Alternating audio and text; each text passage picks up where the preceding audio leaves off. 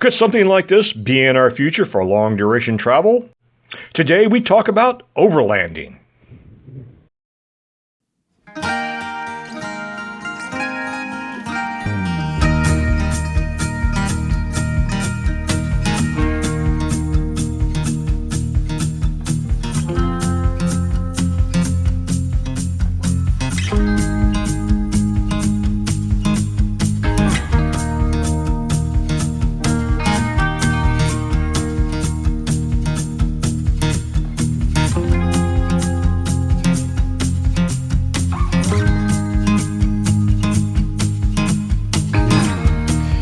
Hey guys, after we got back from our 61-day lap around America this spring, well, we rested. But after we rested, we thought about the trip and we decided that even though we spent 61 days traveling around this great country, we didn't even really scratch the surface. So we knew that we wanted to spend more time on the road, but we can't do that in the manner in which we just completed the Asphalt Odyssey.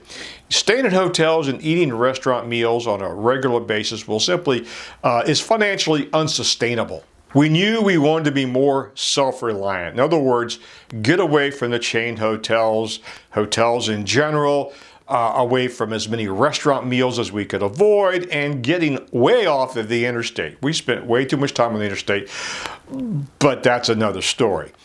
So the first option that comes to mind when you're thinking about long duration travel is camping. I've done more than my fair share of camping and I loved it, but now that I'm a little bit older, I really want to enjoy the creature comforts. And let's face it, the decision fatigue that goes with camping day in and day out can be actually mentally and emotionally exhausting. So we wanted something, like I said, that was more sustainable for a longer duration. How long is long duration?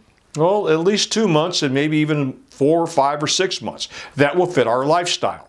Another option is RV travel. The thought of what we typically think of as RV travel, driving a very large complex vehicle, either a fifth wheel or a Class A, down large roads, staying in crowded, overpriced campgrounds, didn't appeal to us either. Another option is overland travel. Now, you may be saying, what is overland travel? That is a style of travel that's becoming more popular in recent years, and I'll actually refer to the Overland Journal for the definition. Overland travel is self-reliant travel, basically exploring remote locations, interacting with local people and culture, with more emphasis on back roads and remote locations. Vehicle options may include motorcycles or fully equipped expedition vehicles. That fits into our psyche of what we think we want to do for long duration travel. But there are so many options and so many unknowns because we've never really considered it before that we need to explore or dig deeper into overlanding. Fortunately, in October each year for the past, I think it's 10 years or so, there is an Overland Expo in Arrington, Virginia, right at the foot of the Blue Ridge Mountains. And we're going to head up there and just to take in the concept of overlanding and just see exactly what the Expo has to offer. Today's trip will keep us off of the interstates for the vast majority of the trip. US 460, where we join US 60 just outside of Richmond, all the way to Amherst, Virginia. And the next morning, just a 16-mile drive up US 29 to the Overland Expo in Arrington. So we stopped in for lunch at the Cumberland Restaurant in Cumberland Courthouse out on US 60, heading west, and haven't been here in about 30 plus years, and home cooking and cheap. We both had entrees. I had the meatloaf and Miriam had the oysters, and not bad, and out the door, including beverages for under $23, $24. So that included the tip, but yummy. So continuing on westward. We have made it to the Overland Expo. We have to get a group shot, selfie with us. Well, once again, you're a very happy man. Yes, well. One of the unique offerings of the Overland Expo is the size and scope of the backcountry skills training programs. Over 170 individual presentations and classes, some of which are hands-on.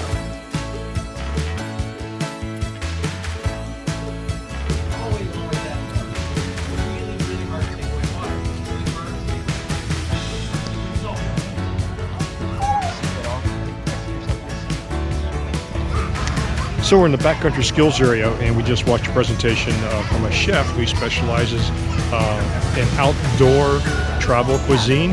Chef Corson from Outdoor Eat. Oh my gosh, so many ideas. It's like, oh, I just want to go again. So, this is a hoot. We ran across a Spyder RT. Looks like it's configured for overlanding. In the vendors area was an assortment of travel vehicles, to include this customized Mercedes Sprinter van, which would be perfect for long duration travel with our Spyder in tow. And this is an example of an overland vehicle on steroids. This rig started out as a fifth wheel open range RV, and they found a truck chassis and put it on there and then customized the inside, rebuilt the inside. It is awesome. And notice the patio with the grill.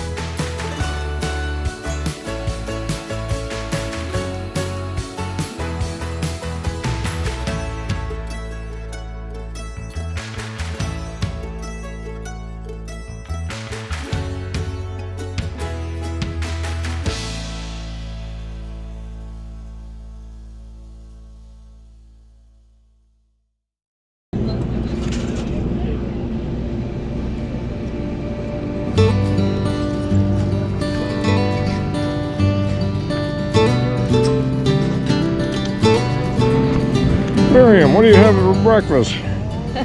A feast, sausage, gravy, biscuit, bowl thingy. Yes. With microgreens. Gotta have your greens. And black coffee. Yeah. Juice.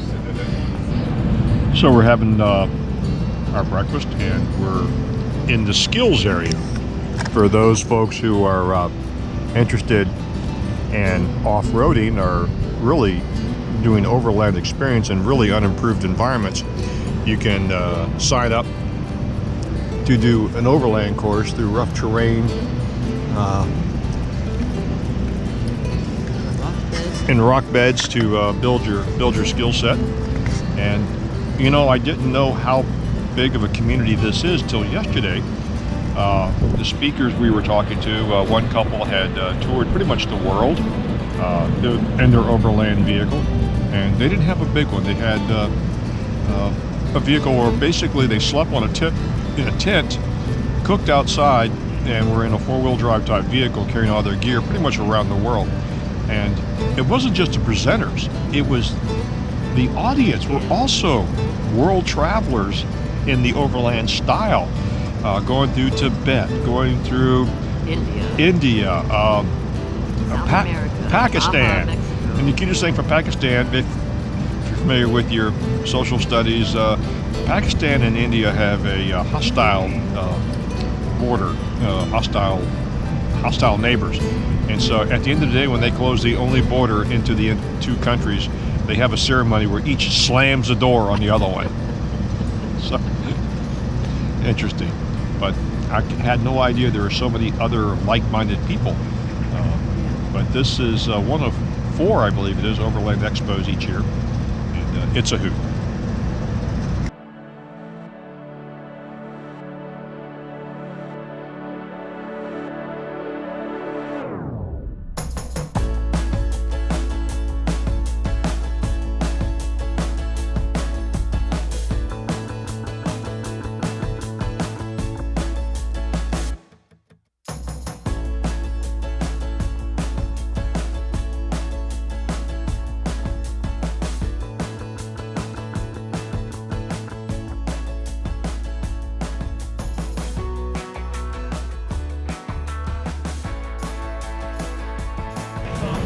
Okay.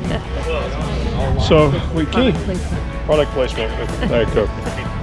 Came here to get a lot of questions answered, to give us information so we can narrow down our search, what we're going to do. And so far, we're halfway through day 2. We just have more questions, at least I do. It's overwhelming. Yeah, it's fun to dream. Yeah. Lots of options, and I just love the travel stories, really. Yeah, that too. And you got to be careful because you can easily spend more money than you can ever imagine ever have. What it's there for. That's what. It's like Monopoly money. You're not going to take it with you anyway. Well, I have so much to digest and process. It was sensory overload. Good fun. It was good fun. And just a kitchen idea. The chef who we watched for 2 presentations, who has his own YouTube channel, basically makes gourmet single pot meals on a camp stove. So I'm going to try some of these recipes out at home. And they're simple, straightforward, so we're going to give them a shot.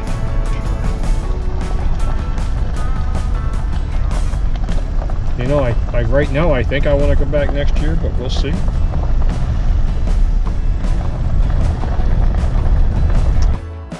What are your thoughts on long duration travel? Let us know in the comments below.